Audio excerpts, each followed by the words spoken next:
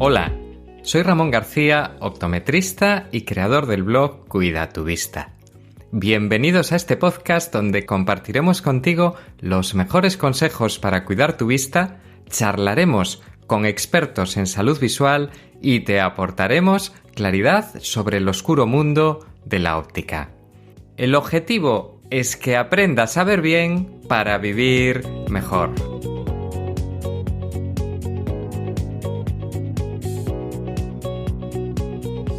Muy buenas, querido amigo, querida amiga del podcast Cuida tu Vista. Tanto si ya me sigues de otras ocasiones como si es tu primera vez, lo primero que quiero decirte es gracias por estar aquí. Y lo segundo, decirte que hoy contamos con un invitado de lujo. Estamos con Juan Portela, doctor en optometría, optometrista especializado en el tratamiento del estrabismo y la ambliopía, el famoso ojo vago, en la clínica Begira en Bilbao y en el Centro de Optometría Ikusgune en Donosti. Pero además, Juan es el coordinador del máster en últimos avances de terapia visual de la Universidad de Valencia y tiene un marcado perfil investigador. Se basa todo lo que nos va a decir en la evidencia científica y en su enorme experiencia con pacientes reales, con casos reales. Tiene una visión 360 y para temas de ojo vago, pues realmente es una referencia tanto a nivel nacional como internacional. Hola Juan, ¿qué tal? ¿Cómo estás? Hola, muy bien, muy bien. Encantado de estar contigo, Ramón. Un placer. Y ahora, tras esta presentación de nuestro invitado, pues quiero explicarte un poco de qué vamos a hablar en este episodio. Pues mira, vamos a hablar de temas tan interesantes como qué es un ojo vago o amblíope, cuáles son sus causas, cuáles son sus signos y sus síntomas más habituales, cómo se detecta un ojo vago, cuál es el mejor tratamiento, cuáles son los mejores tratamientos para el ojo vago y, por supuesto, también veremos las 5 claves finales al final del episodio, veremos si es posible tratar el ojo vago también en adultos, nuevas terapias que están surgiendo y responderemos también algunas consultas que nos hicieron llegar seguidores del blog y del podcast Cuida tu Vista. Antes de pasar con la chicha, aprovecho para recordarte que en la página cuidatuvista.com/podcast tienes la posibilidad de escuchar todos los podcasts desde un magnífico reproductor web, pero lo más importante es que te puedes suscribir a la newsletter del blog Cuida tu Vista y recibir un estupendo regalo de bienvenida y si lo deseas también te puedes apuntar al canal Cuida tu Vista en Telegram. Y no me puedo olvidar de decirte que a este episodio del podcast le acompaña un artículo publicado en el blog Cuida tu Vista por Juan Portela y es un artículo absolutamente complementario, no dice lo mismo que el podcast. Te invito a leerlo y lo puedes hacer directamente desde el enlace que te dejo en la descripción de este episodio. Bueno, pues vamos a empezar con las preguntas y la primera, lógicamente, pues es un poquito saber qué es esto de un ojo vago o amblíope. ¿Cuál sería una definición que tú consideras acertada para que la gente lo entienda?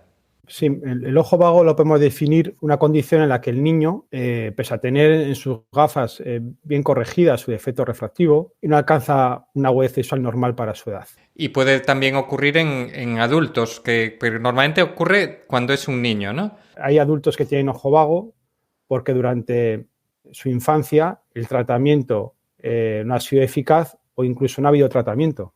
Vale, que eso yo creo que es algo muy frecuente. Bueno, y voy a hacer aquí un pequeño spoiler para decir que este tema me interesa especialmente porque yo de pequeño tuve ojo vago. ¿Cuáles son las causas más frecuentes de ojo vago?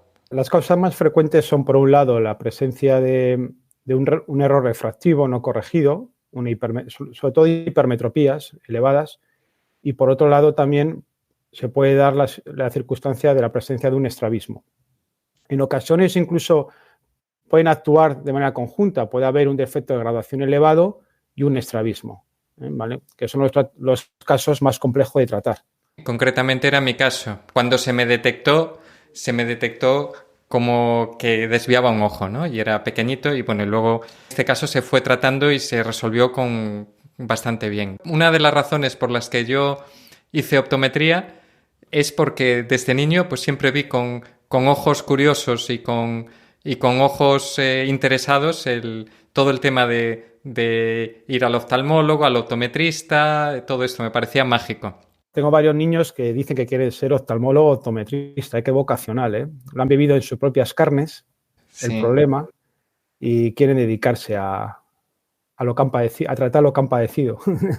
Pues me parece genial. Y cuando hablabas de los defectos refractivos, que se refería, ya lo explicaba Juan, que son personas que tienen, o niños que tienen una graduación y al no estar compensada correctamente, el ojo no está viendo bien y esto provoca alteraciones y puede provocar el ojo vago. Pero se da sobre todo más si es que hay mucha diferencia de graduación entre un ojo y otro, ¿no? De defecto refractivo. Sí, en consulta el paciente habitual con ojo vago es aquel que tiene una diferencia de graduación entre los dos ojos. Ajá. Normalmente hipermétrope, ¿eh? ¿Vale? Ese es el caso más habitual que tenemos en consulta. Y la hipermetropía, la diferencia de graduación hipermetrópica entre los dos ojos tiene un gran componente ambliogénico, produce ojo vago además de manera rápida, si no se detecta en edades tempranas. Vale, aprovecho para apuntar, porque aquí vamos a hablar en bastantes ocasiones de ambliopía o ojo amblíope, ojo vago. Ojo vago es el nombre que usamos habitualmente en España, en Latinoamérica se usa más ojo perezoso, pero la nomenclatura técnica, como quien dice oficial, sería ojo amblíope, ¿no? Eso es. ¿Y cuáles son los signos y síntomas más habituales de un ojo vago, Juan? El signo más habitual en pacientes con ojo vago es el estrabismo, ¿vale? Y es muy importante que ese estrabismo se trate al poco tiempo de aparecer, ¿no? Normalmente son secundarios a una hipermetropía no corregida, ¿vale? Claro, es un ojo vago que se va a detectar pronto porque los padres observan que su hijo tuerce un ojo, ¿no? Y normalmente acuden rápidamente al servicio de oftalmología o a una óptica, ¿no? Hay otro ojo vago que es más complejo, porque no se detecta, que es el que es secundario a una gradación elevada en un ojo. El niño ve bien porque ve por un ojo, ¿no? Algunos son incluso muy pillos, muy inteligentes y se aprenden los símbolos en el pediatra cuando les pasan los test de agudeza visual. Y en ocasiones nos llegan a la consulta niños con defectos de graduación muy altos en un ojo que han sido detectada esa diferencia de graduación tan grande a una edad ya elevada, ¿no? Por ejemplo, acuden a nuestra consulta niños que han pasado las revisiones pediátricas bien y en cambio pues tienen igual 5 o 6 dioptrías en un ojo y un ojo vago profundo. Claro, si ocurre eso a una edad ya tardía, el tratamiento es mucho más complicado porque se produce un problema de neurodesarrollo que implica a las neuronas de ese ojo que no ha estado viendo bien durante mucho tiempo. Respecto a lo que estás hablando, Juan, me parece súper interesante porque muchas veces las personas piensan que la visión solo consiste en que estás con los dos ojos abiertos y ves bien. Y resulta que puede ocurrir que tengas un ojo vago en un ojo y un ojo vago con muy, muy poca visión. Porque hay el concepto de visión binocular, que también está relacionado con el ojo vago. Porque, ¿qué sucede si un ojo ve bien y otro ve regular? ¿El cerebro es el que manda? ¿Qué pasa ahí? Sin profundidades muy grandes, pero me parece un concepto importante de entender. Tanto en los casos de estrabismo como en los casos de efectos de refracción no corregidos, al cerebro le llegan dos imágenes. La correcta, que puede ser en caso de estrabismos, la imagen que le llega al cerebro del ojo bueno, del ojo director, o en casos de diferencia de graduación entre los dos ojos, una imagen muy clara, la del ojo que no tiene casi defecto de graduación, y una muy borrosa que proviene del ojo vago. Entonces el cerebro tiene que elegir con cuál me quedo. Se va a quedar siempre con la imagen nítida y se va a quedar siempre con la imagen que está enfrente del ojo director. Y la otra la va a anular. Esa supresión constante de la información es lo que produce ojo vago. Vale. ¿Vale? Es decir, el ojo vago al final es una decisión que toma el cerebro. El cerebro tiene dos imágenes y dice, me tengo que quedar con una. Y claro, indudablemente se queda con la mejor. Y la que tiene peor calidad la anula. Esa supresión constante de la información la que produce ojo vago. Súper interesante, porque esto un poquito saber que la visión va muchísimo más allá de la parte de agudeza visual, dioptrías, hay capacidades visuales, o sea, la verdad es que es algo mágico, ¿no? Y el cerebro tiene un papel clave, ya veis, en la parte del ojo vago. Bueno, estupendo. Y ahora una pregunta que se estará haciendo mucha gente. ¿Cómo se detecta un ojo vago? Ya hablábamos de si hay un estrabismo, pero ¿cómo son la forma de detectar si no hay un estrabismo? Básicamente pasa por hacer revisiones. ¿Qué tipo de revisiones hay que hacer? ¿A qué edades? La más sencilla es la toma de agudeza visual, es decir, comprobar si ese niño ve o no ve. Y siempre se ha dicho, ¿no? Igual me viene a la consulta, pues padres, es que yo empecé a notar algo, pero me dijeron que era muy pequeñito para evaluarle, ¿no? Y eso no es verdad, es decir, nosotros en la consulta tomamos agudeza visuales a bebés y sabemos si un bebé ve o no ve bien. Y es fundamental, si existen signos, si los padres observan que el niño no ve bien, que no calcula bien las distancias, que guiña un ojo, es muy importante llevarles a un centro especializado para que le evalúen, lo primero, la agudeza visual, si ve o no ve, ¿vale? La salud ocular, si ese ojo está sano o no está sano, y luego graduarles. Graduarles se puede graduar también. Yo gradúo a bebés, ¿vale? Lo que pasa es que no todos los oftalmólogos o todos los optometristas pueden graduar a un bebé. Tenéis que estar especializado en ello. Igual que hay oftalmólogos pediátricos, hay optometristas pediátricos y además aquí muchas veces lo que hace falta es complementarse y hacer una tarea multidisciplinar, ¿no? Claro, a un niño no le puedes, a un bebé no le puedes preguntar cómo ves mejor, si así o así, ¿no? Hay que utilizar otras técnicas. Bueno, preguntárselo puedes preguntar. Claro, eso sí, preguntárselo puedes preguntar. Bueno, y respecto a estas pruebas, yo por lo menos sí que aprovechaba ya a partir de los 5 años, cuando estaba revisando bastantes niños, una que creo que es muy, muy interesante, que proporciona muchísima información, es los test de visión en 3D, los test de visión porque si fallan ahí ya hay una sospecha de que hay un problema, ¿no? Esa la pondrías también como... Yo creo que en algunas consultas tienen esos test en la propia Seguridad Social en España. En Galicia, por lo menos, oficialmente tienen uno, pero no lo utilizan todo lo que deberían. Pero, ¿qué opinas como test de detección?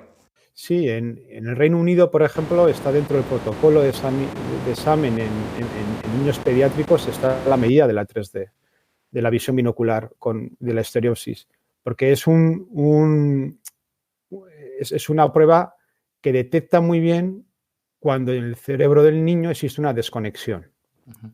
Es que de lo que hemos hablado. Es decir, si no hay visión en 3D es porque las neuronas binoculares no están funcionando. Y no están funcionando porque no le llega la señal del ojo vago. Es un test predictivo muy bueno para determinar si existe o no existe un ojo vago. Yo tengo un test de preferencia de mirada en 3D que lo usamos en bebés. Qué bueno. Y es muy bueno porque en un bebé podemos determinar si existe o no existe visión binocular. Bueno, pues esto sería recomendación clara el hacer revisiones desde pequeñito, sobre todo si hay sospecha o hay una historia también, tiene algún componente genético. Si los padres tienen estrabismo ojo vago, los abuelos, yo creo que es fundamental también que ese niño haga una valoración simplemente de detección, simplemente una valoración de agudeza visual, si tiene o no tiene un defecto de graduación y la visión binocular. Muy bien. Bueno, pues ahora ya más o menos tenemos claro qué es un ojo vago, las causas, signos, cómo se detecta. Y vamos con una parte clave, porque además aquí ha ido evolucionando con el paso de los años y es qué opciones de tratamiento de ojo vago son las más habituales ahora, Juan. Bueno, lo primero que hay que hacer es una buena corrección óptica, que parece una obviedad, pero muchas veces nos encontramos con pacientes con ojo vago que han sido mal graduados y llevan la graduación mal corregida durante mucho tiempo, ¿no? Entonces, lo primero que hay que hacer es corregir bien al paciente. Tenemos unas guías que nos dicen cómo hay que corregir a esos pacientes. Hay que usar siempre la cicloplegia, hay que dilatar la pupila al niño, ¿vale? Exacto. La cicloplegia, que es lo que acaba de explicar Juan, son las gotas estas para dilatar la pupila, para conseguir en niños pequeños ver la graduación real que tiene el ojo. Y tenemos unas guías de cómo tenemos que corregir esos pacientes. Guías, además, que provienen de la evidencia, de ensayos clínicos realizados con muchísimos niños. Y esas guías nos dicen cómo hay que graduar a los niños cuando tienen un ojo vago, ¿no? Es muy importante también elegir las gafas, ¿no? Que sea una gafa, yo siempre recomiendo que sea de pasta grande, que les cubra bien, para que no miren por encima, ¿no? Y en muchos casos el ojo vago se corrige solo con una buena corrección óptica. Entonces lo que hacemos es esperamos un par de meses a ver cómo afecta esa corrección óptica a la agudeza visual, y si seguimos con un ojo vago, seguimos con una pérdida de agudeza visual, hay que plantearse ya un tratamiento. El tratamiento de referencia es la oclusión, el parche. Uh-huh. Pero siempre un parche con una dosis adecuada. Nosotros siempre recomendamos una oclusión horaria. Casi siempre, 2 horas en el domicilio del paciente. Eso es algo muy importante, porque hay estudios que nos dicen que da igual tapar para ojos vagos moderados, que son casi todos los que llegan a nuestras consultas, da igual tapar todo el día que 2 horas. Entonces, ¿por qué le tengo que tener a un niño yo todo el día machacado, viendo por ese ojo vago, si con 2 horitas en casa puede ser suficiente? Porque una de las cosas que tenemos siempre que tener en cuenta es que ese tratamiento no puede interferir en el desarrollo psicomotor, emocional del niño, ¿no? Que ese tratamiento no puede influir negativamente en el proceso de aprendizaje, no puede tener una influencia negativa en su autoestima, ¿vale? Entonces, siempre recomendamos oclusiones, ¿no? Pero horarias en casa. Esto es un cambio de chip respecto a lo que se hacía hace años. Yo cuando era pequeñito estaba con el parche todo el día.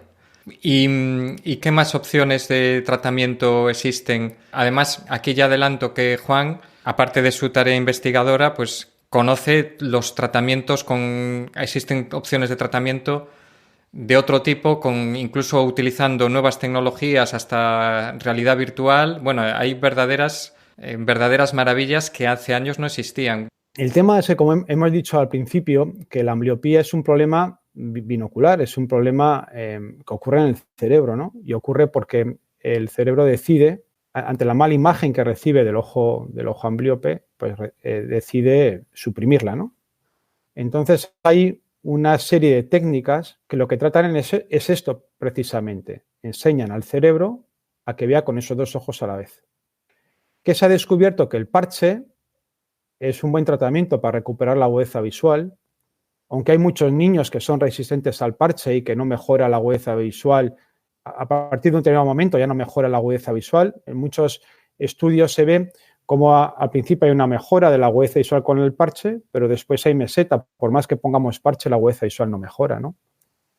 Y aparte, el parche no es un buen tratamiento para recuperar la visión binocular, ¿no? Uh-huh. Que es importantísima. Claro. Y no es capaz de conectar esas neuronas otra vez en el cerebro. Entonces, los tratamientos que planteamos están basados en intentar que el cerebro admita la imagen del ojo ambliope y la utilice. Mejore la sensación de profundidad del paciente, el paciente vea en 3D.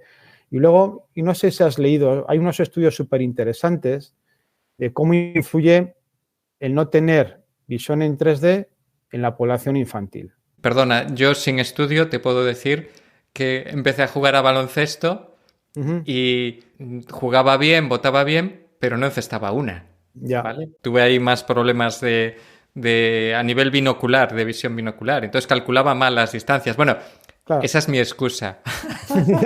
En eso además hay bastantes estudios, por ejemplo, que tienen mucha más dificultad los niños que no tienen 3D para coger una pelota en el aire. Ya hay otro tipo de habilidades que las desarrollan, pero con diferente estrategia. Por ejemplo, en la lectura se sabe que los niños que no tienen visión binocular tienen que hacer muchas más pausas a lo largo de la línea para poder leer, ¿no? Porque tú cuando te fijas en una palabra con el rabillo del ojo, ves la palabra siguiente. Si la conoces, te la saltas. Los niños que no ven en 3D, que no tienen visión binocular, claro que leen, pero con diferente estrategia, hacen muchas más pausas a lo largo de la línea. Eso se sabe, que las estrategias cambian.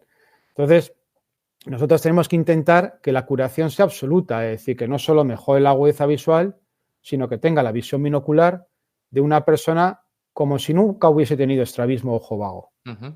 Porque si no, además, es que el riesgo es que vuelva a perder esa agudeza visual si no se consigue una buena visión binocular. Esa es otra que no se me ha olvidado comentar y es un dato muy importante. El problema es en la visión binocular, si el ojo no utiliza la información del ojo vago, cuando quitamos el parche, la agudeza visual vuelve a bajar. Vuelve a bajar porque no se usa esa información.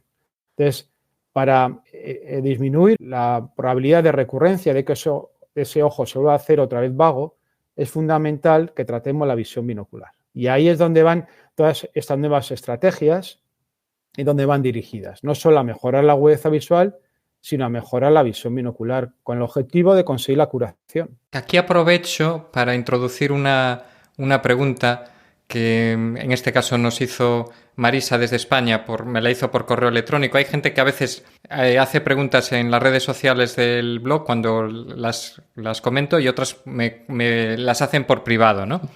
Y me parece también bien. Pues en este caso Marisa nos pregunta si se puede tratar el ojo vago en adultos y pone su ejemplo, que tiene ojo vago desde niña, que estuvo varios años con parche, pero que la visión sigue siendo mala y tiene 30 años. Pues le tengo que decir a Marisa que sí, que se puede solucionar el ojo vago en adultos. Hay un factor que es fundamental en el adulto y que no hay en el niño, ¿no? Que es la motivación. Cuando nos viene a la consulta un paciente, un niño con ojo vago, el problema es de los padres, que se lo transmite al tío de la bata blanca, ¿no? Y le ponemos un tratamiento al niño cuando él muchas veces nos dice que ve bien. Y tampoco el niño es consciente de las repercusiones que puede tener en su futuro tener un ojo vago. Es decir, no existe motivación. Y muchas veces existe un alto grado de frustración porque en los tratamientos que ponemos, durante un tiempo el niño se pega contra el muro, es decir, no nota que mejora, hasta que un día empieza a mejorar, ¿no? Entonces, la frustración está muy relacionada con la inatención. Por eso hay bastantes estudios sobre tratamientos mediante juegos binoculares para mejorar la visión binocular en el ojo, en niños con ojo vago, que no funcionan porque no hay un buen cumplimiento. Y no hay un buen cumplimiento porque el niño no quiere jugar, porque no es atractivo el juego o porque se frustra porque no mejora. Es decir, al final, el comportamiento del niño cuando hace la terapia, el niño tiene que estar continuamente motivado. Si no hay motivación, abandona el tratamiento. En los adultos esto no se da. En los adultos ellos están motivados porque quieren ver mejor. Yo, por ejemplo, yo en Bilbao trato con bastantes pacientes que quieren ser policía vasca, que quieren ser chainas, ¿no? Y les hace falta una buena agudeza visual para entrar en el cuerpo de policía. Y hacen la terapia. Y si yo le digo que tienen que hacer 1 hora de ejercicios diarios, me hacen 3. En el niño no. En el niño le mando media hora y de esa media hora es útil 10 minutos. El resto del tiempo es una discusión permanente con los padres. Hacer los ejercicios. Entonces, hay un factor que es fundamental en el tratamiento en los adultos, que es la atención, porque la atención es la que hace que cambie nuestro cerebro. Y el adulto está preparado para que le podamos exigir tiempos de atención muy altos. Y respecto a esto, aquí también lo que sí ayuda mucho, tanto para adultos, pero sobre todo para niños, es el uso de nuevas tecnologías que hacen que les sea mucho más llevadero y que se adhieran mejor a la terapia visual, ¿no? Y en adultos, por ejemplo, siempre les mando lo mismo, el tiempo de oclusión con juego de acción, que jueguen a la Play, al Call of Duty o al Minecraft, ¿no? Y las mejorías son espectaculares. Hay varios estudios, además, en Estados Unidos realizados con adultos y juego de acción y mejoran la agudeza visual de manera significativa. Y en niños, los estímulos que hacen que recuperen la agudeza visual, tenemos que introducirlo dentro de un formato de juego. Tienen que jugar y mientras juegan, tenemos que conseguir que ese ojo recupere la visión. El problema es con el nivel que tienen los niños de estímulos que se les presentan durante todos los días, con el móvil, la tablet, los ordenadores, la Play, ¿qué juego puede desarrollar que despierte la atención durante 3 meses, que es lo que dura el tratamiento? Cuando pensamos en juegos y lo diseñamos, el diseñar un juego con el nivel de sobreestimulación que tiene un niño es bastante complicado. Incluso también la realidad virtual está jugando un papel también en niños o más en adultos o en adolescentes. Bueno, últimamente, las últimas gafas que he visto ya, que utilizamos también en consulta, ¿no? Ya son mucho más pequeñitas, pesan mucho menos y los niños pueden usar ese sistema de estimulación. Es una gozada para cuando piensas en un modelo de estimulación adecuado para la ambliopía, La realidad virtual en el plano conceptual es lo mejor que hay, porque yo le puedo presentar los estímulos importantes solo delante del ojo vago y el cerebro va a tener que elegir la información del ojo vago para poder jugar. El problema que tenemos con la realidad virtual es que todavía la resolución de las lentes no es suficientemente buena para presentar estímulos muy pequeñitos. Tenemos otra pregunta por aquí, en este caso es de Félix, desde México, que nos pregunta si existe algún modo de prevenir la aparición de ojo vago. Y algunas cosas ya han salido, pero bueno, Juan, ¿qué consideras que debemos de tener más en cuenta para prevenirla? El diagnóstico precoz, para mí es fundamental. En caso de estrabismos, el niño tiene que examinarse rápidamente. En cuanto empieza el estrabismo, al poco tiempo hay que examinarle. A veces, con los sistemas de salud, ese tiempo se demora demasiado. Entonces, si la opción de examinar por la seguridad social, por el sistema, en México no sé qué sistema sanitario tendrán, si es como aquí, pero si se demora, tienen que yo iré a una consulta privada. Es decir, no puede haber mucho tiempo desde que empieza el estrabismo hasta que se le examina al niño. Bueno, pues vamos ya con las 5 claves finales de este episodio. Clave número 1. El diagnóstico precoz es la clave para evitar el ojo vago. Clave número 2. Las causas más habituales de ojo vago son el estrabismo y los defectos refractivos no corregidos. Clave número 3. El primer tratamiento siempre ha de ser la corrección de la graduación. Si no mejora su visión, la siguiente alternativa es usar el parche y complementarlo con terapia visual. Clave número 4. Es posible tratar el ojo vago en adultos. Y la clave número 5. Existen nuevas terapias basadas en las nuevas tecnologías y la realidad virtual que dan muy buenos resultados. Bueno, fantástico resumen del episodio. Y bueno, ya por mi lado, solo decirte, Juan, que te agradecemos en mi nombre y en el nombre de todos los seguidores del podcast y del blog Cuida tu Vista el haber compartido tus conocimientos y haber realizado este esfuerzo, porque sé que no es tu medio habitual el estar en redes sociales, en el mundo digital, pero hay que salir de la cueva. Nada, he estado muy a gusto, Ramón. Muchas gracias por la invitación, por la confianza. Espero que ayude a padres con hijos, con ojo vago, que llegan a la consulta muchas veces confundidos, frustrados, con tratamientos que se han alargado mucho en el tiempo y con la sensación de que han realizado muchos esfuerzos para conseguir resultados muy pobres. Y espero que este podcast les ayude pues un poquito a aclarar sus ideas y a buscar alternativas eficaces basadas en la evidencia. Bueno, pues por mi parte ya solo me queda el despedirme de ti, querido amigo, amiga del podcast Cuida tu Vista, recordarte que tienes un artículo complementario de ojo vago en la descripción de este episodio. Yo me despido, pero tú puedes seguir escuchando otros episodios. Hasta la vista.